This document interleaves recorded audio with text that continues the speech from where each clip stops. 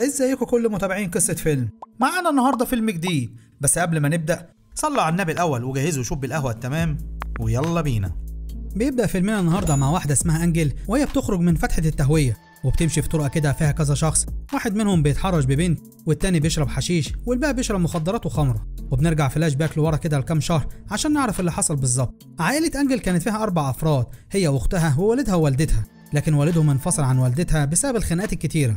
وبعد ما سابهم بفترة بدأت الحرب والميليشيات العسكرية خطفت كل البنات وقتلت الباقي، وبعت البنات لشخص اسمه فيكتور واللي بيشتغل في الدعارة، وده كان مقابل ان هم يروحوا البيت الدعارة ده مجانا. وكانت أنجل واحدة من البنات دي بعد ما العساكر قتلت والدها ووالدتها قدام عينيها. وبعد كده جمعهم فيكتور وقال لهم ان هم ينسوا حياتهم اللي فاتت ويركزوا معاه في اللي جاي، وده لانهم مع الوقت مش هيقدروا يخرجوا من البيت ده خالص، ولو واحدة فكرت انها تهرب هيخلص عليها على طول. وبعد كده بيقتل واحدة من الموجودين عشان تكون عبرة ليهم. وبعدها بيلمح فيكتور وحمة غريبة على وش أنجل اللي لفتت انتباهه، وده خلاه ما يشغلهاش مع باقي البنات في الدعارة وفضل انه يحتفظ بيها لنفسه. وهنا بنعرف ان أنجل لا بتسمع ولا بتتكلم، وبيخليها فيكتور المسؤول عن بيت الدعارة والبنات اللي فيه انها تجهز البنات وتحط لهم ميك اب، ومش بس كده دي كمان بتديهم حقن مخدرة عشان ما يقدروش يقاوموا.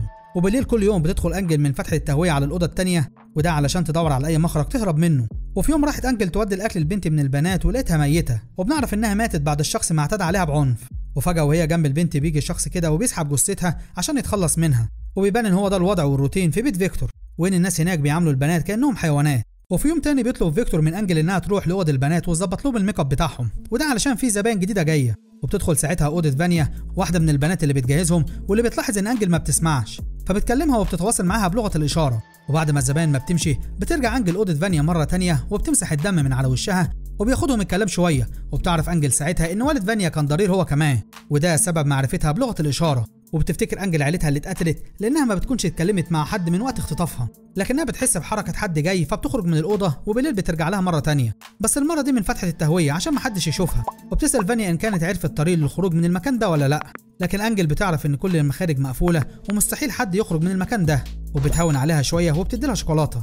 وفجأة بتحس بحد جاي من بره فبترجع أوضتها من فتحة التهوية مرة تانية. وفي اليوم التاني راحت أنجل برضه أوضة فانيا عشان تجهزها للزبون الجديد، وما بتكونش عايزة تديها حقنة المخدر، لكن فانيا ساعتها بتصر إنها تديها لها، وده لأنه بيسكن الألم اللي فيها.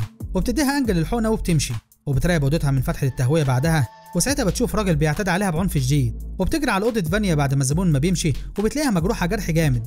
وبعدها فيكتور بيجيب لها الدكتور وبيعالجها وبيقول له ان حصل لها كسر في الحوض، وبيكون الدكتور غضبان جدا وبيتخانق مع فيكتور بسبب اللي حصل، لكن فيكتور بيطلب منه انه يعالجها ويديله فلوس كتير. وبالليل بينادي أنجل لأوضته وبيديها مفتاح ممكن تفتح بيه اي باب حتى الابواب الخارجيه، وبيقول لها تمشي من المكان لو هي عايزه، لكنه كان متاكد انها مش هتقدر تسيبه وتمشي. وتاني يوم بتروح أنجل أوضة فانيا وبتلاقيها مريضه جدا وكل امنيتها انها تخرج من المكان ده، وساعتها بيعيطوا هما الاتنين مع بعض. وفجاه بيدخل فيكتور وبيجبر أنجل انها تديها حقنه المخدر، ولكنها ساعتها بترفض انها تديها الحقنه، وده عشان ما تتعبش اكتر، وعلشان كده خبت الحقنه في هدومها من غير ما حد يشوفها وعلى طول بتمشي. وبتروح لمشهد تاني في البيت وبيظهر مجموعه من العساكر مع قائدهم واللي اسمه جورال، وبيكون هو اللي بعت الفريق بتاعه لقريه أنجل عشان تقتل السكان وتخطف البنات. والفريق بتاعه بيكون ماركو ورودافين وايفن واخوه اللي اسمه جوزيف.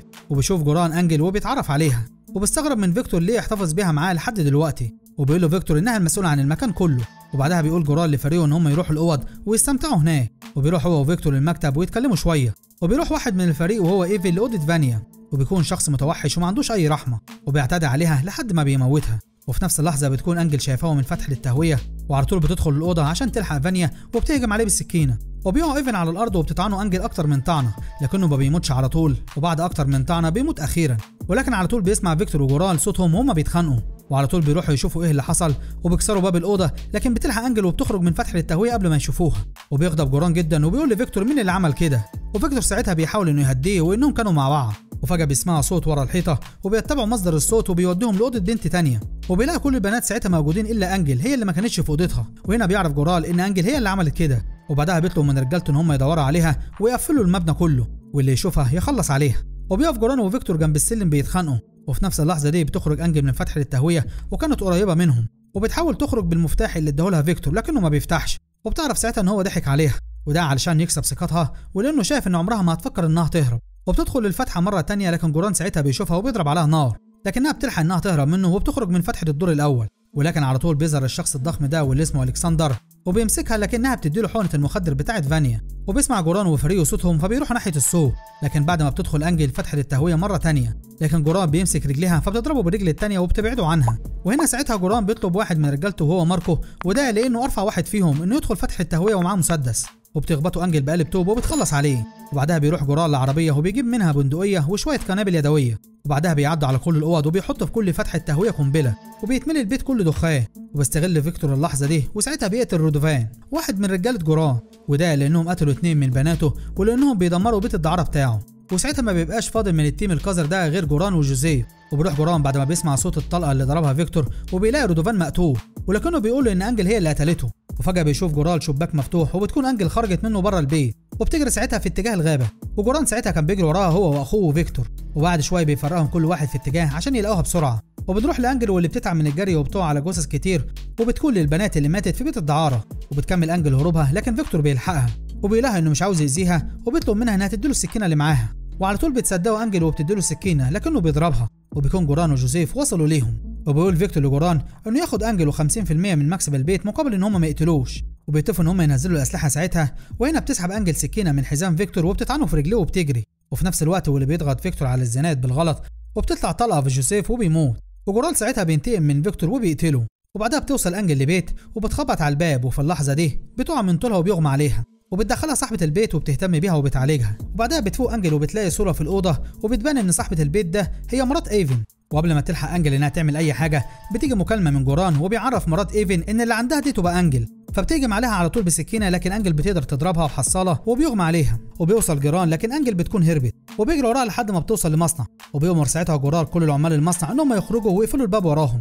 وفي الوقت ده بتكون انجل دخلت جوه ماسوره وبيدخل جوران وراها برضه، ولكن طبعا الماسوره صغيره جدا على جسم جورال، وعلشان كده بيتحشر في نص الماسوره وما بيعرفش يخرج ولا يتحرك. وبتقرب انجل منه وبتطلب منها انها تساعده مقابل ان هو يعمل لها اللي هي عايزاه، لكنها ساعتها بتبتسم ابتسامه بسيطه وبتحشر حته قماش كده ببقه عشان ما حدش يسمع صوته، وبتحط له ميك اب من دمها زي ما كانت بتعمل مع البنات في بيت الدعاره، وبتسيبه ساعتها يموت جوه الماسوره لوحده. وهي بتجري بره المكان خبطت في ست كبيره واللي اخدتها لبيتها عشان تعالجها. وبعدها بنشوف جوز الست دي وبيكون الدكتور اللي راح يعالج فانيا، وساعتها بيتعرف عليها. وبكده انجل بقت في امان لان كل اللي ممكن يأذيها مات.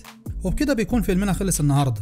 ما تنساش تعمل لايك للملخص لو عجبك، وما تنساش تعمل اشتراك في قناه قصه فيلم عشان يوصلك الملخصات الجديده، وما تنساش تعمل فولو لصفحه قصه فيلم على الفيسبوك، هسيب لك الرابط بتاعها في البايو تحت. سلام.